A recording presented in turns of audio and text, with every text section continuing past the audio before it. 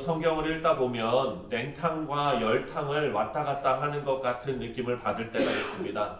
출애굽할 때도 하나님께 나아갈 수 있는 성막의 이야기가 나오다가 그 다음에 바로 금송아지 우상을 만들었던 그 범죄의 사건이 바로 다음에 나옵니다. 그리고 또 아론이 제사장직을 위임받는 그 아름답고 그리고 준엄한 그 경건한 그런 모습을 기록하고 있다가 바로 그 다음에 아론의 아들들이 하나님 앞에 불순종해서 죽는 이야기가 그 바로 다음에 또 나옵니다.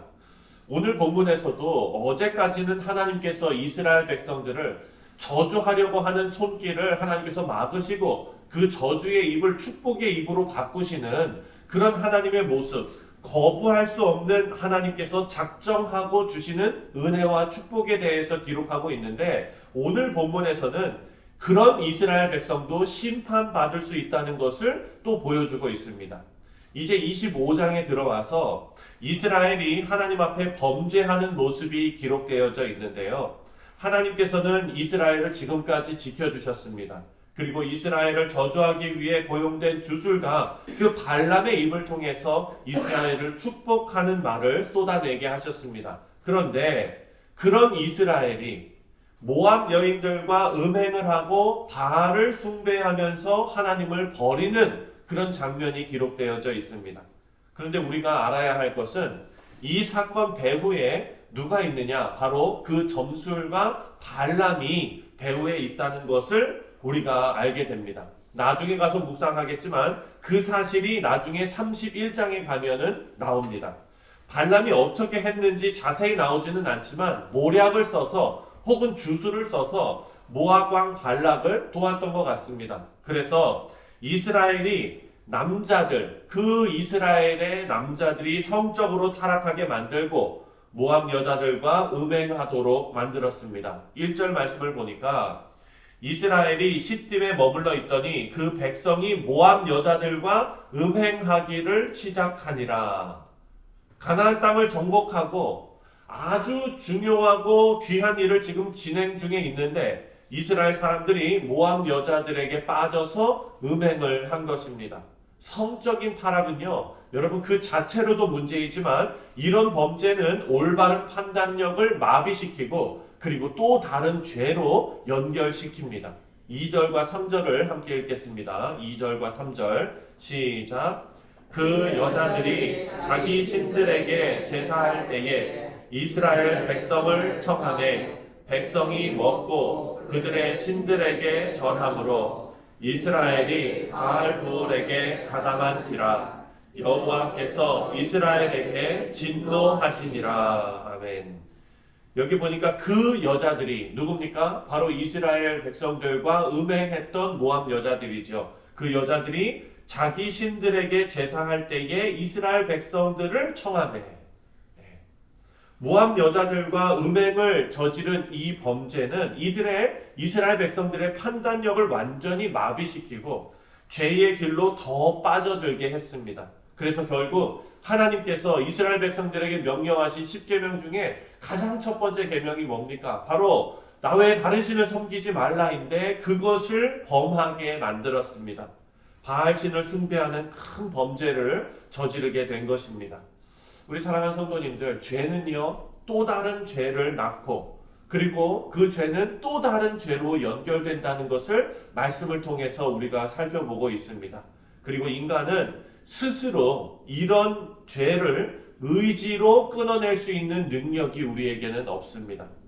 성적으로 타락한 사람들이나 혹은 알코올이나 마약에 중독된 사람들을 한번 살펴보시면은요, 그들 스스로 이 모든 것을 의지를 가지고 끊어내고 빠져나올 수 있는 것은 거의 불가능합니다. 정말 어려운 일입니다. 하물며 인간을 죽음으로 몰고 가는 이 죄를 인간이 어떻게 자기 의지로 끊어낼 수 있겠습니까? 그래서 예수님께서 친히 중보자로 이 세상에 오셔서 십자가에서 모든 죄를 대신 끊어주셨습니다. 하나님의 진노가 이스라엘 백성들에게 임하는데요. 오늘 본문 9절을 보면 하나님께서 전염병을 내리셨는데 죽은 자가 24,000명이었습니다. 지난번에 하나님의 불순종에서 14,700명이 죽지 않았습니까? 이번에 하나님께서 24,000명이 연병으로 죽게 하셨습니다. 이스라엘 사람들은 회막문 앞에서 눈물을 흘리면서 죽어나가는 사람들을 바라봅니다. 그리고 울면서 하나님 앞에 용서해 달라고 빌고 있습니다. 이런 상황에 이스라엘 자손 한 사람이 미디안 여인을 이스라엘 진영까지 데려오는 일이 발생합니다. 6절 말씀입니다. 6절을 함께 읽겠습니다. 시작.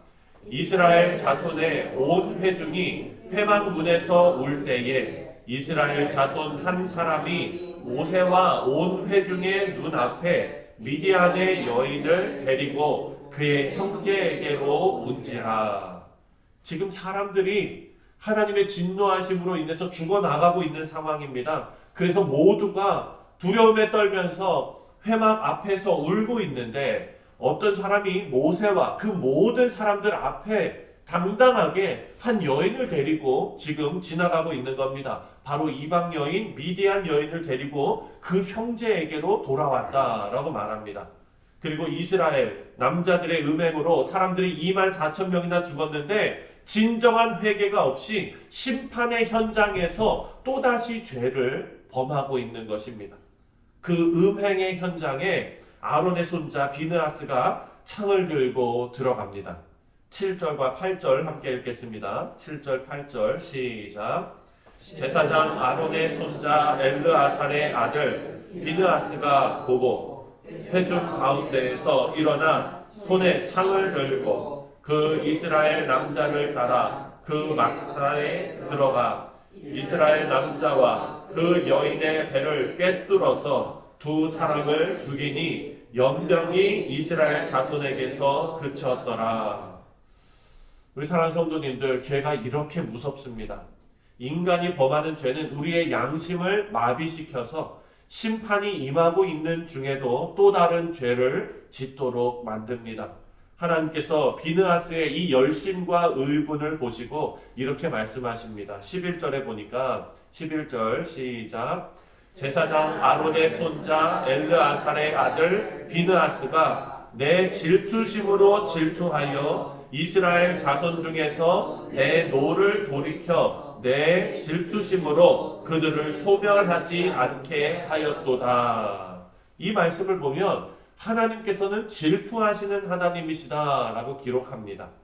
근데 우리가 가지고 있는 질투에 대한 어떤 그런 안 좋은 이미지가 있지 않습니까? 남을 무너뜨리고 뭐 속임수를 쓰고 뭐 해를 가해서 그 질투심 때문에 복수를 하고 뭐 이런 걸로 생각이 되는데 하나님의 질투심은 그런 질투가 아닙니다. 하나님께서는 우리가 100% 하나님께 속해 있기를 바라는, 원하시는 그런 마음입니다. 우리가 하나님의 자녀가 됐다면 우리가 100% 하나님께 속해 있고 하나님의 다스림과 그리고 하나님으로부터 오는 하나님으로부터만 내려지는 그런 복을 우리가 누리기를 하나님께서는 원하십니다. 그래서 하나님의 질투는 우리에게는 복입니다. 오늘 본문에 보면 이스라엘의 심판 중에 미디안 여인과 범죄한 이 사람의 신상이 완전히 다 공개되는 것을 봅니다. 당사자 이름뿐만 아니라 그들의 아버지 이름도 성경에 영원히 기록되어 있습니다. 그리고 하나님께서 모세에게 명령하셔서 17절에 미디안인들을 대적하여 그들을 치라라고 명령하십니다. 우리 사랑하는 성도님들, 오늘 본문을 통해서 우리가 깨달을 수 있는 교훈은요, 발락과 이 발람의 주술을 통해서 이스라엘을 공격하려는 시도는 하나님께서 다 막아주셨습니다. 외부에서 핍박하고 외부에서 공격하는 것은 하나님께서 다 막아주셨어요. 그런데 진정한 위험은 어디에 있었습니까? 바로 이스라엘 진영 내부에 있었다는 것입니다. 하나님과의 관계를 유지하는데 진정한 위험은 우리 마음에 있다는 것을 다시 한번 깨닫게 됩니다. 여러분, 우리는 미국에 살고 있습니다. 마음껏 예배할 수 있는 그런 나라에 살고 있습니다. 예배를 방해하는 것은 어떤 외적인 핍박이 아니라 우리 안에 있다는 것을 우리는 알 수 있습니다. 바라고 기도하기는 주일 예배에 참석하시는 우리 사랑하는 모든 성도님들의 마음이 하나님을 열망하는 마음으로 하나님께 나아갈 수 있는 우리가 되기를 바랍니다. 또한 새벽 예배마다 이렇게 나오셔서 기도하시는 여러분의 마음이 하나님께 온전히 드려지는 그런 마음이 되기를 바랍니다. 억지로 끌려 나오고 억지로 주일 예배에 나오고 관계가 불편하고 불편한 가운데 나오는 것이 아니라 주를 기쁘게 섬기는 그런 마음을 가질 수 있다는 것, 내 마음이 온전히 하나님께 드려질 수 있다는 것, 이것이 우리에게는 너무나 중요한 일입니다. 왜냐하면 무엇보다도 우리의 마음을 지켜야 하기 때문입니다.